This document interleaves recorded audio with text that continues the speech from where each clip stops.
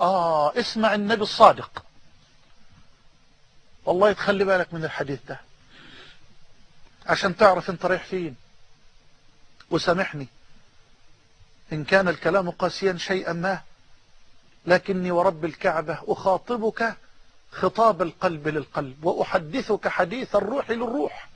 فأنت والدي وأنت أخي وأنت ولدي وأنت أمي وأنت أختي وأنت ابنتي. قال رسول الله صلى الله عليه وآله وسلم، والحديث رواه ابن ماجه والبيهقي بسند صحيح من حديث ثوبان، أن الحبيب عليه الصلاة والسلام قال: لأعلمن أقواما من أمتي يأتون يوم القيامة بحسنات أمثال جبال تهامة بيضاء. الله أكبر. والله تخلي بالك من كل لفظة، والله تخلي بالك من كل كلمة.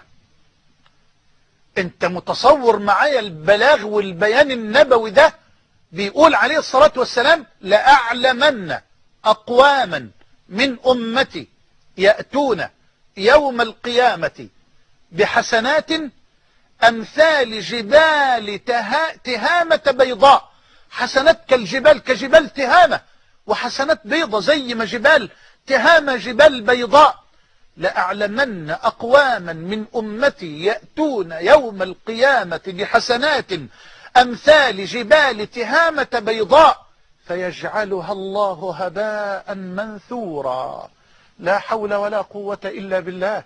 اللهم استرنا ولا تفضحنا، اللهم لا تجعل حظنا من ديننا قولنا، وأحسن نياتنا وأعمالنا يا أرحم الراحمين. خلي بالك، فيجعلها الله هباء منثورا. فين الحسنات اللي كانت كأمثال الجبال؟ ولا حسنة، كله ضاع، كله راح. يا رب سلم. فيجعلها الله هباء منثورا. انت شفت القطن حينما تذروه الريح؟ شفت الصوف المنفوش الممزق حين تذروه الرياح الشديدة؟ شفت الريش؟ فيجعله الله هباء منثورا. ملوش وجود، ملوش قيمة، ملوش أثر. يا الله. النبي عليه الصلاة والسلام يقول: أما إنهم إخوانكم ومن جلدتكم. يا الله، ده من الأمة، ده من المسلمين. لا، وشوف الوصف اللي جاي: أما إنهم إخوانكم ومن أمتكم ومن جلدتكم ويأخذون من الليل كما تأخذون. ده بيصلوا الليل، ده بيقيموا الليل كمان.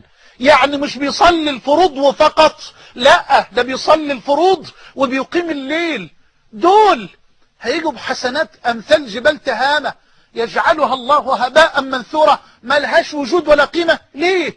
ليه؟ اسمع النبي صلى الله عليه وسلم قال: إنهم منكم، إنهم من أمتكم، أما إنهم إخوانكم ومن جلدتكم ويأخذون من الليل كما تأخذون، ولكنهم قوم إذا خلوا بمحارم الله انتهكوها. لا حول ولا قوة إلا بالله العلي العظيم. هي دي. ولكنهم قوم إذا خلوا بمحارم الله انتهكوها. إذا أغلق على نفسه باب غرفته وأغلق النافذة وأغلق الباب وأرخى الستائر وخلى بربه، تجرأ عليه وبارز الله بالمعصية وانتهك حرمات الله جل جلاله. يبحث بالريموت عن فيلم دائر ويدخل على المواقع الإباحية ليقضي الليل مع فيلم ساقط من أفلام الزنا، أو يخطط لانتهاك حرمات الله وللوقوع في معصية الله وهو يعلم يقينا أن الله يراه. إن كنت تعتقد أنه جل وعلا لا يراك فقد كفرت بالله.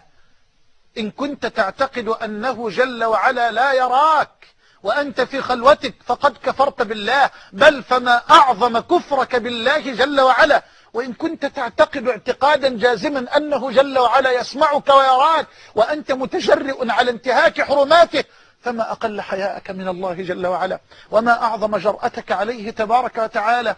إذا ما قال لي ربي أما استحييت تعصيني وتخفي الذنب من خلقي وبالعصيان تأتيني، فما قولي له لما يعاتبني ويقصيني، لما يعاتبني ويقصيني؟ ألم تر أن الله يعلم ما في السماوات وما في الأرض؟ ما يكون من نجوى ثلاثة إلا هو رابعهم، ولا خمسة إلا هو سادسهم، ولا أدنى من ذلك ولا أكثر إلا هو معهم أينما كانوا.